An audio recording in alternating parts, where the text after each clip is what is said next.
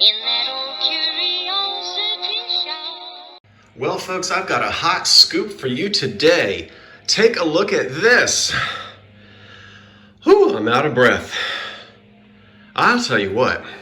Now, this is going to be my fireplace. As you know, this 1925 bungalow was had radiant heat. There was an oil tank in the basement, which is gone. So it was oil heat, hot water, radiators. That's all gone. Of course, it's a modern HVAC system down in the basement, which is wonderful for efficiency and comfort.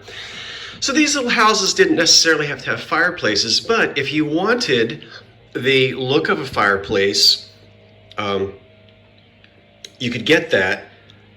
I'm thrilled. My hunch was right. Usually my hunches are not right, but in this time it was. When I saw this in Elizabeth's basement, I just said, this has got to go back to the Edwardian era or the early 20s.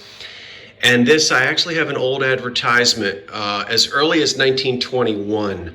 So this whole outfit here, and it would have been available by Straight and Richards Company of Newark, New Jersey. I'm happy to say that my fireplace was made in New Jersey, and it wound up in Elizabeth's home, family home in Philly, and now it's back in Jersey. The whole outfit we found in the basement. I'm going to talk about it, and I'm going to show you some old advertisements of the Straight and Richards Company, who did a lot of doing a lot of research on them. They made electrical and gas gizmos, and this particular thing here, these were called glow logs. Now, those are the original logs.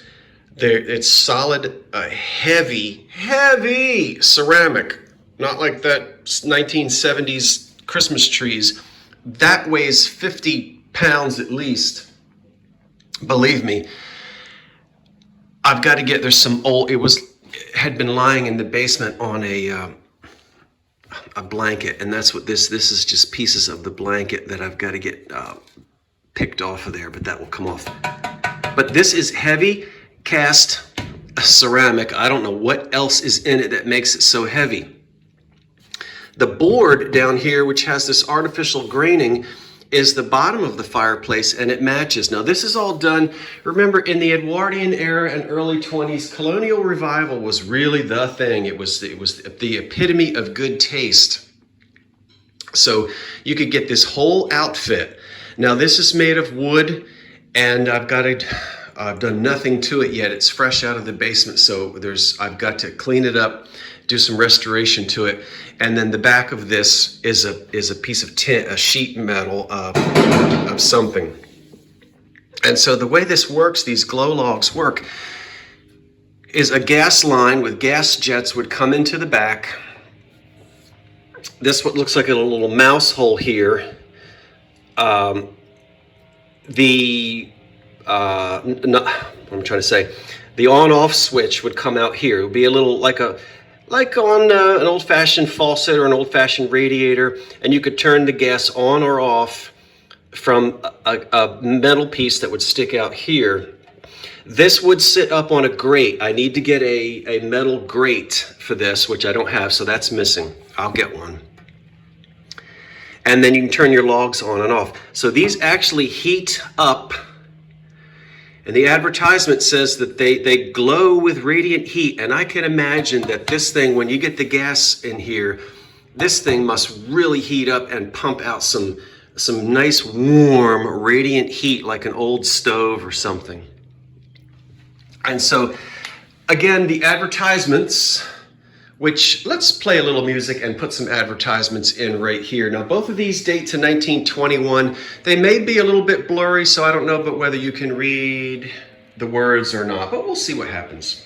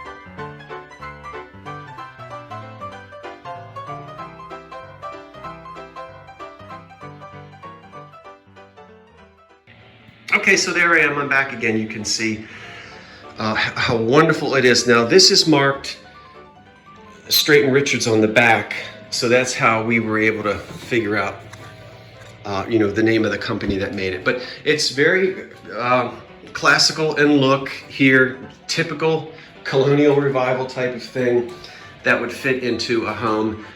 I'm thrilled with it. What am I going to do about that? Well, I'm sure everybody has suggestions.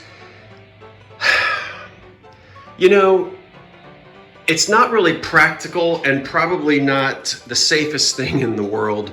Well, here's what I don't want to do. I could call PSE&G, that's the electric and gas company here in Jersey. They could, I already have a gas-powered water heater and a gas stove. They could hook up a gas line. They could do it. I could get the burners and get this to where it's actually functioning. But the question is, do you want to spend all that money? Is it really that efficient? I'm not trying to set up a museum. So the likelihood of me restoring this to where that actually heats up, and I know there's, lots of different things you could do. For right now, I'm going to do nothing. I'm just going to set the thing up and have some time to think about it. I might end up going with just, maybe in a year or so, actually getting some nice gas logs put in, not using this, which would be inefficient. You don't really see any flame with that either, although it's very authentic. I would always keep this. It'll always stay with this Fireplace outfit, but the expense, and the really usefulness of returning this to a functioning heating fireplace, I don't know about that. So it'll be cleaned up, put in place, and just left to sit this winter. I'm not going to have really a chance to mess with it, but I will have a place to put the family mantle clock and my old dead relatives. Everybody makes fun and they say, you have to be dead 100 years before you get your picture on the wall in my house. Now that's not exactly true, but Elizabeth, I'm thrilled with it. It's getting a brand new life. As I said, it's about as old as the house, and I couldn't be happier with it. Very authentic. What do you guys think? I just love the thing. And to imagine that it has all stayed together.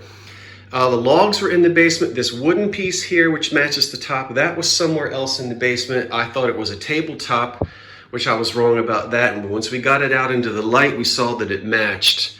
So it will be absolutely wonderful inside. I'll let you peek inside at my new ceiling, which the men are coming back. We've got about 2 more days on the new ceiling in there. And then it's time for light fixtures and picture rail and crown molding, and I'll tell you what, the Thanksgiving turkey, maybe this year, maybe. I don't know about that.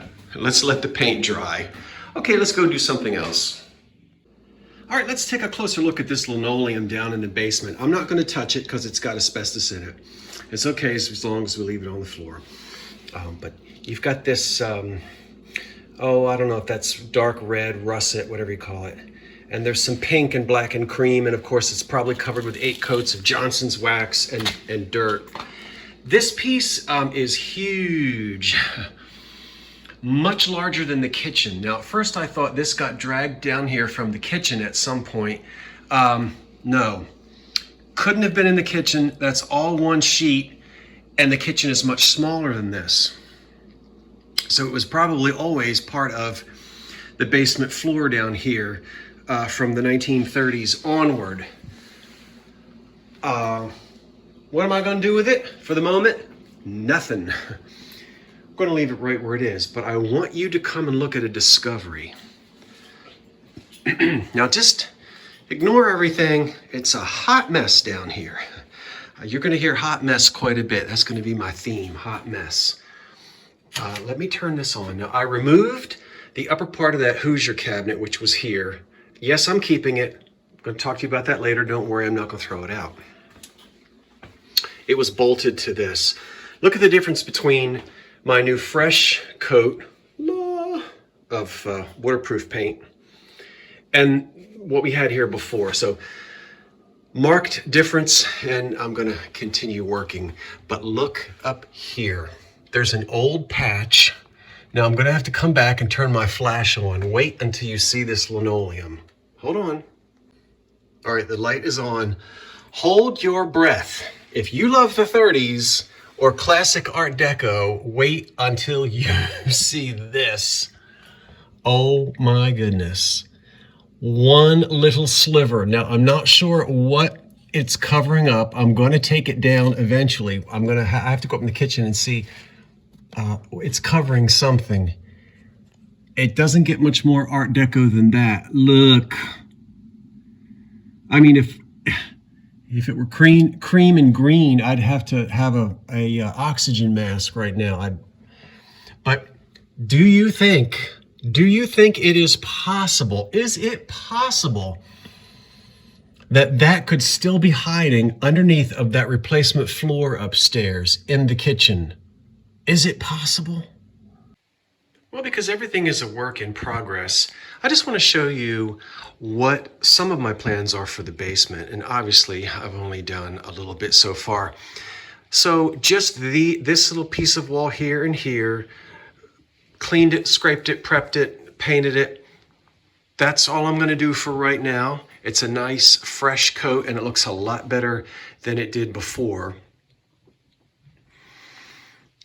This is not permanent here on the floor. There will be carpets down here, probably that one. By the way, if you'd like to know where I got that carpet, let's go find out. I am having a fit. I'm at a Restore here in Jersey, and you get up on this pile of carpet. Look, this is me. You're allowed to be up here with shoes, and you just walk around and you go digging through these carpet. I must be 5 feet, 6 feet off the floor. You can't see how high up I am. I'm out of breath because I've been wrestling with these carpets. Nothing is any more expensive than 40 bucks. Look at this old rag rug, old-fashioned thing. I could use that. And these aren't used. I mean, I don't know where I need to find out where they get all these things from, but I'm having a fit. All right. This gives new meaning to let's cut the carpet, I'll tell you that. Boy, if they start playing the Charleston over the loudspeaker, look out. You might not see me for a month. Ah.